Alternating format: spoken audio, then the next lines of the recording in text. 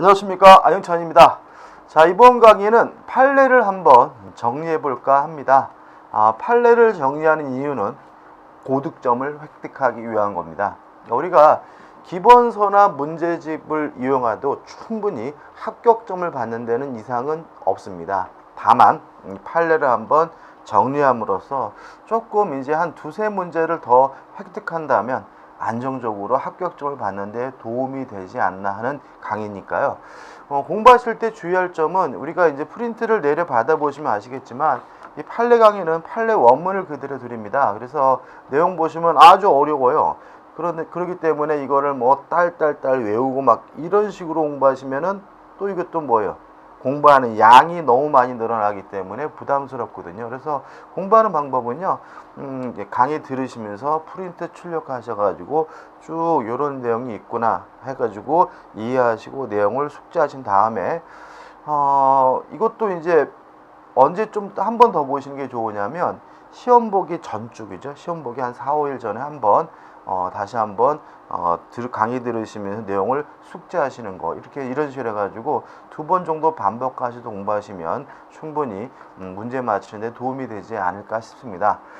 판례는 어렵습니다, 그죠? 근데 너무 어렵게 생각하지 마시고요, 재밌게 신나게 접근하셔가지고 끝까지 강의 다 들으시면 아마 민법을 이해하는 폭도 많이 늘어날 수 있을 것 같아요, 그죠? 자, 한번 시작을 해보도록 하죠. 자, 1편 민법 총칙해가지고 제1장 사배질서에 반하는 법률행위가 나오는데요. 요 사배질서에 반하는 법률행위에서 가장 중요한 논점은 결국 뭐예요? 두 가지인 거예요. 첫째는 가족법상의 자유죠. 가족법상의 자유는 기억나시죠? 절대적으로 보장을 해주는 것이기 때문에 그것을 제한하고 있다면 심하든 심하진 따지지 않고 바로 뭐가 돼요? 반사회적이 된다. 이게 아주 중요한 논점입니다. 그래서 우리가 공부하시면서 이런 말씀 많이 들었죠. 등장인물을 조심하셔라. 만약에 미혼 커플이 나오면 혼인할 수 있는 자유를 제한하는지를 한번 따져보셔야 되고요. 그죠? 그 다음에 부부가 나오면 이혼할 수 있는 자유를 제한하는지를 따져보셔야 돼요. 물론 우리가 상식적으로 뭐 혼인할 수 있는 자유를 제한할 수 없다라는 것은 너무나 당연한 것이기 때문에 시험 문제 잘 안 내요.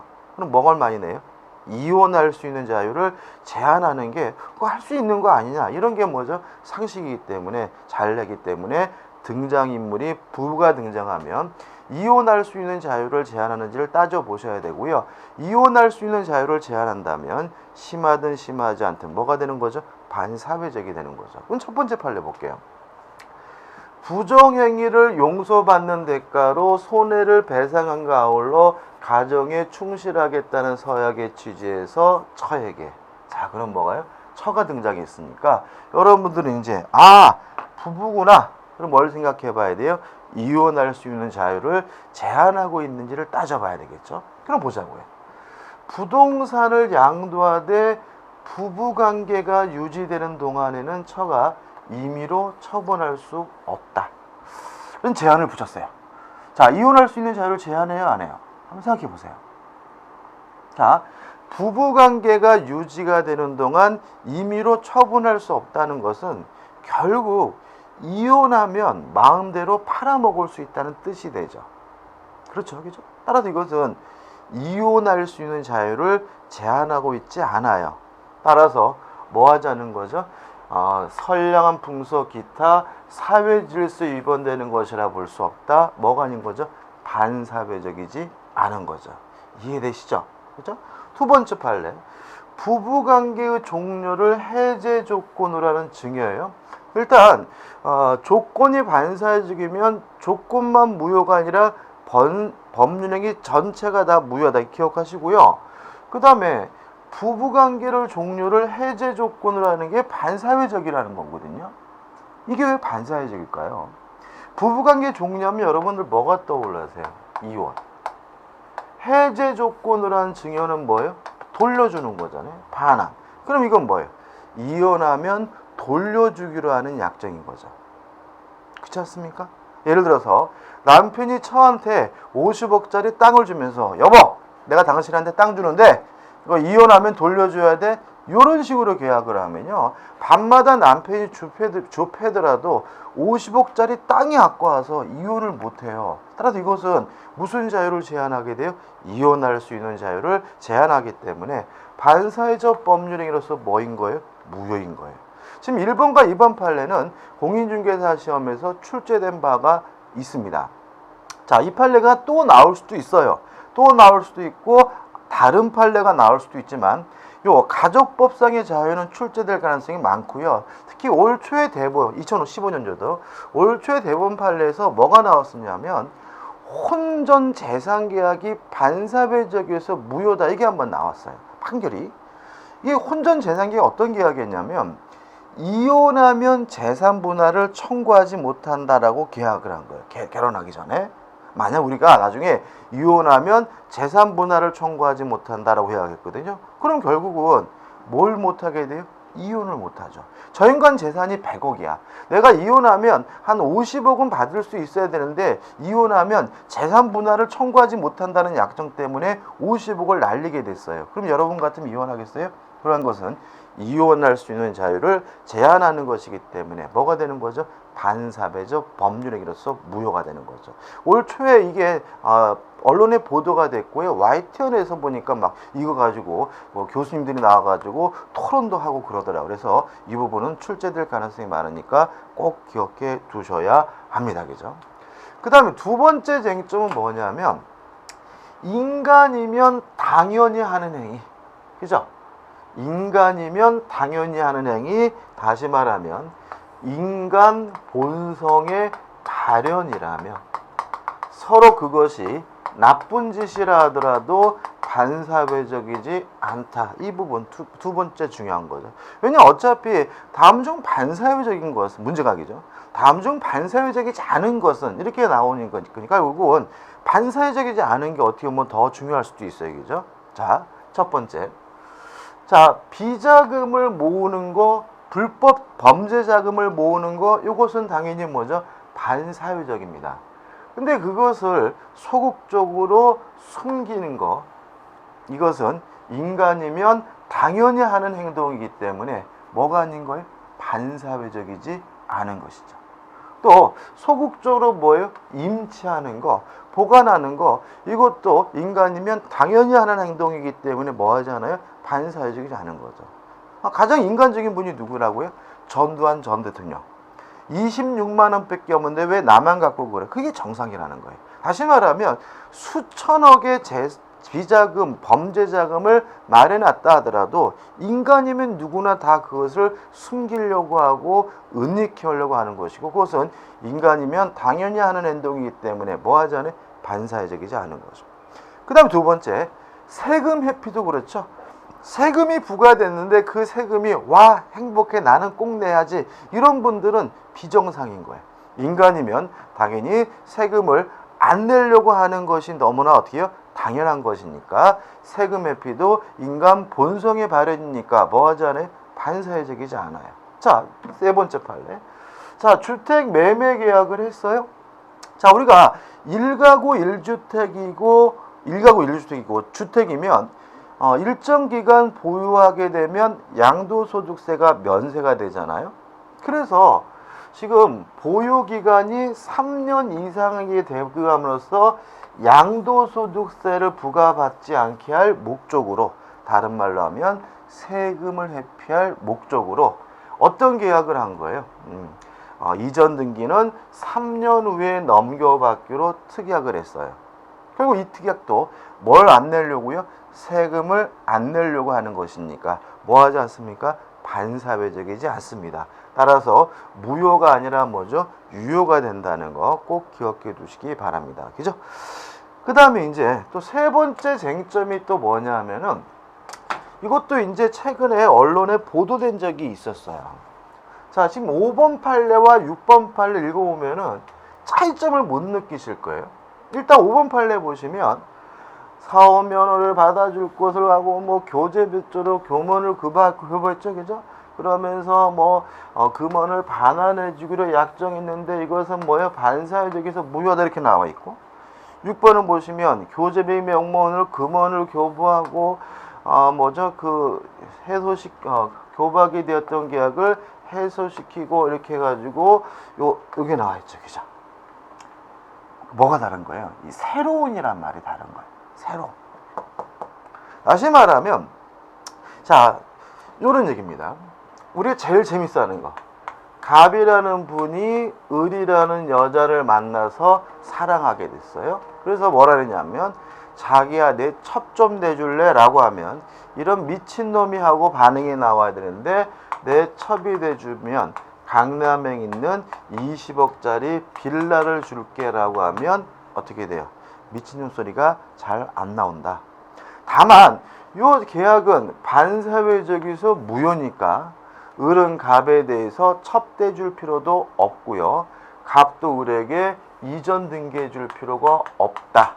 다만 등기해 준 것은 불법 원인급여이기 때문에 뭐 받지 못해요? 반환받지는 못한다. 이해하시죠, 그죠? 이해하시죠, 그죠? 자, 됐어요. 자, 그리고 그랬는데 둘이 싸워가지고 헤어졌어요. 돌려받지 못하고, 그죠? 세월이 흘렀어요. 5년 만에 다시 만나가지고 이제 다시 이제 우연히 만난 거죠. 그럼 이제 어떻게 대합니까? 이제 갑이 을한테 잘 지내니? 그럼 을은 오빠는 어때? 뭐 이런 식으로 얘기하잖아요, 그죠? 그러면서 이제 이러는 거죠. 아, 그때 그 빌라 돌려주면 안 되겠니? 그랬더니 을이 좋대요. 제외해가지고 새롭게 반환하기로 계약을 하면, 요 새롭게 반환하기로 하는 이 계약은 반사회적이지 않다. 요런 얘기인 거예요. 다시 말하면 5번 판례와 6번 판례는 요 새로운이라는 것이 타이점이 있는 거예요. 그래서 만약에 반사회적 행위를 하면서 그때 당시에 반환하기로 약정을 했다면 그건 당연히 뭐예요? 반사회적인 거예요. 무엇도요? 반환하기로 하는 약정도. 따라서 돌려받을 수가 없는 거죠. 근데 만약에 그 계약과 별도로 새롭게 반환하기로 하는 계약은 우리 판례가 두 가지 계약을 별개의 계약으로 이해합니다. 따라서 그것은 불법 원인급여가 아니기 때문에 돌려받을 수 있다. 무효가 아니라 유효라는 것이 우리 판례 입장이라는 것도 꼭 기억해 두셔야 돼요. 이해되시죠? 그죠? 다시 한번요. 첫 계약을 하면서 혹시라도 돌려주기로 계약을 했다면 그것은 뭐예요? 반사회적에서 무효인 거죠.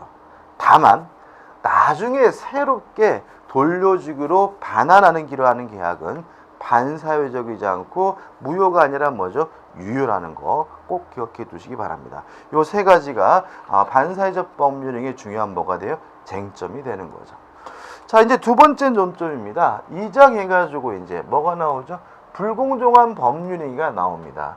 요거에 대해서는 뭐 특별히 특이한 판례는 아니에요. 그냥 일반적인 판례인 거죠. 그죠?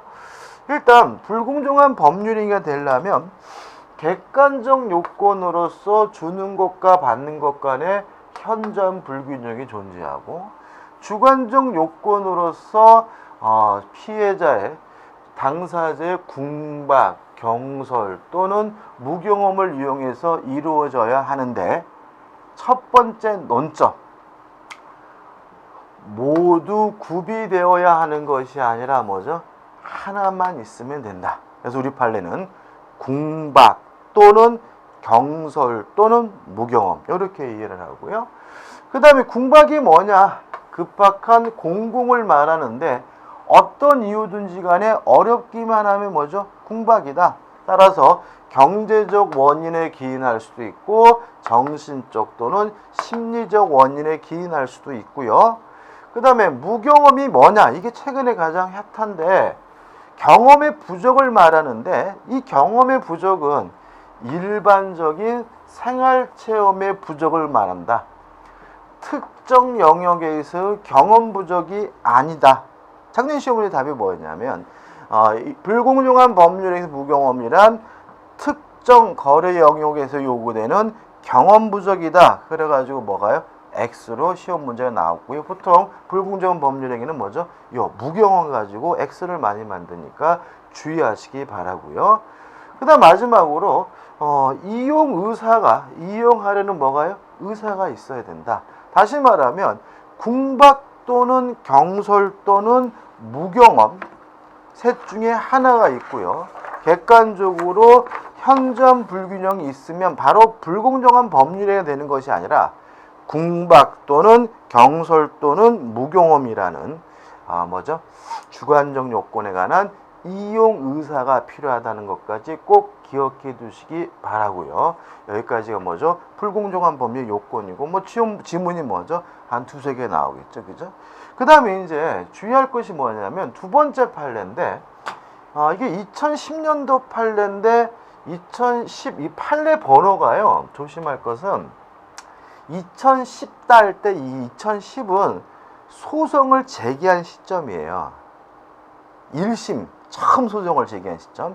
그럼 이게 언제 판례냐면 작년도 판례예요. 이 실제로는. 그래서 판결 난 시점은 2014년도 판례인데 요게 이제 과거에 장점이 있었는데 이제 확실히 이제 명확하게 우리 판례가 규정을 한 거죠. 뭐냐면 자, 주는 것과 받는 것 간에 현저한 불균형이 있어야 되는데 언제를 기준으로 하느냐? 언제를 기준으로 한다고요? 법률행위가 이루어진 시점을 기준으로 한다는 거죠.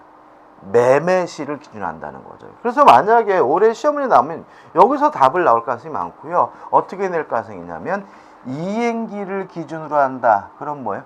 X. 언제? 법률행위 시 매매 계약 시를 기준으로 하는 거예요. 차이점 아시겠죠? 자, 매매 계약할 때는요 1억이었어요. 근데 두 달 후에 이전 등기 받기로 했는데 그동안 가격이 올라가지고 1억 5천이었어요. 그럼 만약에 지금 우리 판례가 법률 행위시를 기준으로 한다는 말은 매매 계약할 때를 기준으로 해서 주는 것과 받는 것 간에 현저한 불균형이 있는 점을 딱 판단한다는 거고요. 중간에 가격이 폭등하거나 폭락하는 거 요거는 뭐 하지 않겠어요? 고려하지 않겠다는 판례니까 꼭 기억해 두시기 바랍니다. 자, 현저한 불균형의 기준 시점은 언제입니까? 법률행위 당시를 기준으로 합니다. 따라서 이행기를 기준으로 한다. 그럼 뭐가 돼요? X가 된다는 거 꼭 기억해 두시기 바랍니다. 그럼 이제 우리가 불공정한 법률에 관한 판례도 뭐 하는 거죠? 끝나게 되는 거죠. 그 다음에 이제 의사표시에 관한 판례들을 봐야 되는데요. 일단 의사표시에 관한 판례에서 첫 번째 판례는 우리가 수업 시간에 많이 했어요. 그죠? 뭔가요? 진이 아닌 의사표시에서 진이란 진정으로 마음속에서 바라는 거가 아니라 뭐라고요? 특정한 내용의 의사표시를 하고자 하는 표의자의 생각을 말하는 것이다. 저 밑에 또 나오죠. 그죠? 따라서 만약에 진이 아닌 의사표시 진이란 진정으로 마음속에서 바라는 바다 그럼 뭐가 돼요? X가 되는 거예요. 그죠? 요거 잘 나오고. 그 다음에 두 번째 문제는 뭐냐면 대출이거든요. 다시 말하면 남의 이름으로 대출을 받는 게 이게 계속해서 출제가 되고 있는데 이게 이제 혼란스러울 수가 있다는 거예요. 왜 그러냐면 요 1번 판례에서 96달 판례 보시면 어떻게 되어 있냐면 비진이 표시에 해당한다고 볼 수가 없다라고 되어 있고 또 동일한 내용인데 2001년도 판례에서는 통정허위 표시에 해당하여 무효다라고 또 판시하고 있고요. 최근에도 판례가 계속 나오고 있단 말이죠. 그럼 결국은 뭐예요? 두 가지 판례가 있는 거예요. 남의 이름으로 대출을 받는 것은 첫째, 진이 아닌 의사표시는 아니에요. 따라서 만약에 타인의 이름으로 대출을 신청했는데 진이 아닌 의사표시로서 무효다 그럼 뭐가 돼요? X가 되는 거죠. 그렇지만 뭐이긴 해요? 통정 허위 표시이긴 해요. 따라서 뭐로서는 무효인 거예요? 통정 허위 표시로서는 무효다라는 게 판례 입장이니까 뭐 구체적인 내용까지 이해할 필요는 없고요. 결론 부분은 꼭 기억해 두시기 바랍니다. 이것도 시험 문제 잘 나오고 있으니까 주의하시기 바라고요. 그 다음에 이제 세 번째 판례가 이제 중요한데 이것도 출제 가능성이 많아요. 2013년도 판례죠. 자, 착오에 관한 판례입니다. 자, 기억나시나요? 착오에 의한 의사표시는 중요 부분이고 중대한 과실이 없어야 착오를 이유로 취소할 수 있습니다. 따라서 만약에 표의자 측에 중대한 과실, 중과실이 있다면 원칙적으로 착오를 이유로 뭐 할 수 없는 거예요? 취소할 수가 없는 거예요. 기억나시죠? 그죠? 근데 우리 판례가 예외를 인정하겠다는 거예요. 보시면 상대방이 표의자의 착오를 알면서 이를 이용한 경우에는 109조 1항 단서의 규정을 채용할 수가 없다. 109조 1항의 단서가 뭐냐면 중대한 과실이 없어야 착오를 이유로 취소할 수가 있다. 다시 말하면 중대한 과실이 있으면 착오를 이유로 취소할 수가 없다라는 규정이에요. 그럼 결론이 뭐예요? 자, 이렇게 되는 거죠. 원칙적으로 중대한 과실이 있으면 착오를 이유로 취소할 수가 없습니다. 다만 상대방이 표의자의 그러한 착오를 알면서 이용하고 있다면 그때는 중대한 과실이 있더라도 착오를 이유로 뭐 할 수 있어요? 취소할 수가 있다라는 것까지 꼭 기억해 두시기 바랍니다. 문제집은 어떻게 출제될 수가 있어요? 이런 식이죠. 중대한 과실이 있는 경우에는 어떠한 경우에도 착오를 이유로 취소할 수 없다. 그러면 뭐예요? X예요. 왜요? 중대한 과실이 있더라도 상대방이 그것을 알면서 뭐 했으면요? 이용했다면 착오를 이유로 뭐 할 수 있어요? 취소할 수 있다는 것이 우리 판례의 입장이니까 이것도 기억해 두시는 게 안전합니다. 꼭 기억해 두시기 바라고요. 그 다음에 이제 4번 판례인데, 자, 이게 뭐냐면은 이런 얘기입니다.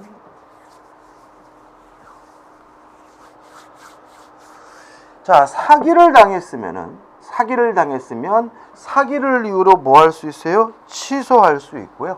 또 불법 행위를 원인으로 뭘 청구할 수 있습니까? 손해배상을 청구할 수가 있어요. 이해되시죠? 그죠? 자, 근데 예를 들어서 제가 이런 겁니다. 제가 1억의 아파트를 샀어요. 근데 나중에 보니까 이놈 아파트가 1억이 아니라 5천만 원짜리인데 제가 사기를 당한 거예요. 다시 말하면 사기를 당해가지고 5천만 원짜리를 얼마에 샀어요? 1억에 샀어요. 이해되시죠? 그죠? 자, 근데 그때는 5천이었는데 지금은 가격이 폭등해가지고 거의 1억 가까이 됐어요. 이럴 때는 어떻게 할 것인가 문제예요. 한번 볼까요? 자, 매수인이 매도인의 기망행위로 인하여 부동산을 어떻게 해요? 고가에 매수하게 됨으로 인해서 손해는 부동산 매수 당시의 시가와 매수 가격가의 차이이고, 그 매수인이 위 부동산 일부에 대하여 부동산을 수령하거나 보상금을 수령하거나 부동산 시가가 상승하여 매수 가격을 상회하게 되었다 하여 매수인에게 손해가 발생하지 않았다고 할 수는 없다. 따라서 다시 한번요.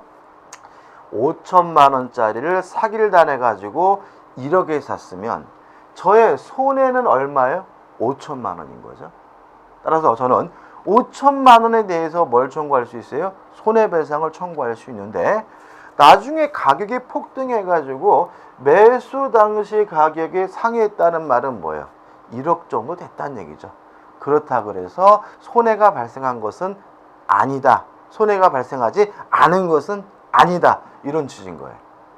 이해되시나요? 말은 좀 이상한가, 그죠? 그럼 쉽게 생각하자고요. 자, 사기를 당했습니다. 너무 비싸게 샀네요. 근데 그 물건의 가격이 나중에 폭등하는 것은, 상승한 것은 손해배상액을 계산할 때 뭐 하지 않습니까? 고려하지 않겠다라는 게 우리 판례 입장인 거죠. 그래서 문제도 만약에 가격이 폭등하여 진짜 매매 가격에 육박하게 되면 손해배상을 청구할 수 없다. 그럼 뭐가 돼요? X가 된다는 것도 좀 기억해 두시기 바랍니다. 이것도 최근 판례는 2010년도 판례입니다. 자, 이 정도입니다. 그죠? 의사표시. 많지 않죠? 그죠? 제가 여러분들한테 따로 확실하게 좀 따로 기억해야 될 것만 골라서 강의해 드리는 거예요. 그죠? 많이 한다 그래서 좋은 건 아니에요. 왜요? 많이 한다고 문제를 못 풀면 뭐 의미가 없잖아요. 그죠? 그 다음에 이제 대리에 관한 판례입니다. 대리에 관한 첫 번째 판례는 뭘 넣냐면은 수권행위와 기축 내부관계에 관한 관계에서 무인설에 관한 판례를 넣었어요. 자, 이런 얘기죠.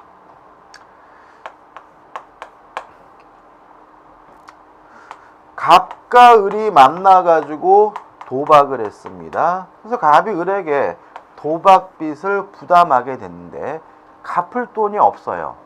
일단 문제가 되는 것은 도박빚은 뭐 할 필요 없어요? 갚을 필요가 없는 거죠. 왜요? 도박은 반사회적이어서 무효니까요. 그렇지만 현실은 가장 무서운 빚이 뭐인 거예요? 도박빚인 거잖아요. 그죠? 도박빚. 그래서 갑이 을한테 뭐라냐면 내가 너한테 당장 줄 돈은 없는데 아파트 한 채가 있으니까 네가 그 아파트를 팔아가지고 그 돈에서 도박빚을 받아가라라고 얘기했어요. 그러면 네가 내 대신 아파트를 팔아가지고 갑이 을에게 뭐 한 거예요? 수권행위를 한 거죠. 이거 어떻게 볼 거냐? 일단 도박을 변제하는 것은 당연히 뭐죠? 반사회적에서 무효예요. 이것이 수권행위 영향을 주느냐? 요 문제에 대해서 우리 판례는 여기 나와 있죠. 도박 채무의 변제 충당한 부분에 한정되고 위 변제 약정 이행행위에 직접 해당하지 아니하는 부동산 처분에 관한 대리권을 도박 채권자에게 수여한 행위 부분까지 무효라고 볼 수는 없으므로 다시 말하면 영향을 안 줘요. 무인설을 지어요. 따라서 갑이 을에게 한 수권행위는 무효가 아니라 뭐예요? 유효하기 때문에 을은 적법한 뭐예요? 대리인인 것이고 따라서 병이 을과 만나서 이루어진 요 매매계약은 무효가 아니라 뭐 한 거죠? 유효한 거죠. 따라서 이와 같은 사정을 알지 못하고 거래 상대방인 제3자가 도박 채무자로부터 그 대리인 도박 채권자를 통하여 위 부동산을 매수한 행위까지 무효가 된다고 할 수는 없다. 다시 말하면 매매는 무효가 아니라 뭐죠? 유효다. 이런 얘기인 거잖아요. 그죠? 정리해 보자고요. 도박 채무를 변제하려고 대리권을 줬어요. 도박 채무를 변제하는 것은 물론 반사회적이어서 뭐예요? 무효예요. 그렇지만 뭐에는 영향을 안 줘요? 수권행위는 영향을 주지 않으므로 대리권을 주는 수권행위는 무효가 아니라 뭐죠? 유효하다. 따라서 을에게는 뭐가 있어요? 대리권이 있고 을이 한 매매행위는 유권 대리로서 본인의 입장에서는 무효가 아니라 뭐죠? 유효다라는 거 꼭 기억해 두시기 바랍니다. 그 다음에 이제 두 번째 판례. 자, 이 두 번째 판례도 좀 우리가 작년도 판례인데 출제 가능성이 있는 판례예요. 자, 이게 뭐냐면 이런 얘기예요. 자, 무권 대리인과 거래한 상대방은 무권 대리인에게 이행을 청구하거나 손해배상을 청구할 수가 있어요. 자, 근데 문제는 뭐냐면 이행을 청구하거나 손해배상을 청구하기 위해서 무권 대리인에게 고의 과실은 필요가 없거든요. 따라서 무권 대리인에게 아무런 고의 과실이 없더라도 책임을 져야 된다는 판례예요. 다시 말하면 무권 대리 책임이 일종의 뭐예요? 무과실 책임인 거죠. 자, 그럼 판례 내용을 볼게요. 자, 보시면 이렇게 있어요. 무권 대리 행위가 제3자의 기망이나 문서 이조 등 위법 행위로 야기됐어요. 자, 이런 얘기입니다. 저는요, 다른 놈한테 속아가지고 기망에 의해서 또는 이놈이 위조 문서를 주는 바람에 저에게 대리권이 있다고 믿고 상대방과 거래를 했어요. 그러면 상대방은 저에게 대리권이 없으니까 무권 대리인으로서 책임을 물으라고 뭐 하게 돼요? 주장하게 되는데 나는 이놈 믿었다. 나는 선이고 무과실이다. 그러니까 책임질 수가 없다라고 할 수 있느냐? 없다라는 판례인 거죠. 따라서 책임은 부정되지 아니한다. 뭘 져야 돼요? 책임을 져야 된다는 판례입니다. 다시 한번요. 무권 대리인과 거래한 상대방은 무권 대리인에게 이행을 청구하거나 손해배상을 청구할 수 있는데, 이때 무권 대리인에게는 뭐가 요구되지 않습니까? 고의 과실이 요구되지 않습니다. 따라서 이 무권 대리인이 속아가지고 자기에게 대리권이 있다라고 믿었다 하더라도 무권 대리인으로서는 뭘 져야 돼요? 책임을 져야 된다는 판례고요. 이 판례도 기억 안 해두시면 헷갈릴 수가 있으니까 꼭 좀 기억해 두시기 바랍니다. 그 다음에 이제 네 번째 판례, 요게 이제 어떻게 보면 좀 논란이 많은 판례고 대리에서는 은근히 뭐예요? 중요한 판례이기도 한데, 일단 이런 전제입니다. 기본 전제가 뭐냐면, 세 번째 판례죠. 네 번째가 아니라 세 번째 판례. 자, 기본 전제가 뭐냐면, 무권 대리든 표현 대리든 되려면 뭐가 있어야 되냐면, 뭐가 있으면 현명이 있어야 돼요. 현명. 자, 근데 본인을 가장하는 것이 현명이 되려면 그 사람에게 뭐가 있어야 되냐면 대리권이 있어야 돼요. 그럼 합치면 대리권 없는 자가 본인을 가장한 것은, 본인을 사칭한 것은 현명이 아니기 때문에 무권 대리도 표현 대리도 성립될 수가 없는 거예요. 자, 이 판례의 사실관계는 이렇습니다. 자, 갑이라는 사람이 아파트 건설업자예요. 임대 아파트를 신축했어요. 그리고 을이라는 부동산 업자에게 임대 아파트를 임대할 수 있는 권한, 수권을 했어요. 근데 을이 요 아파트 주민들 병등 136가구인데 병등 136명과 임대차 계약을 하는데, 을이 자기가 마치 갑인 것처럼 사칭을 했어요. 이게 첫 번째예요.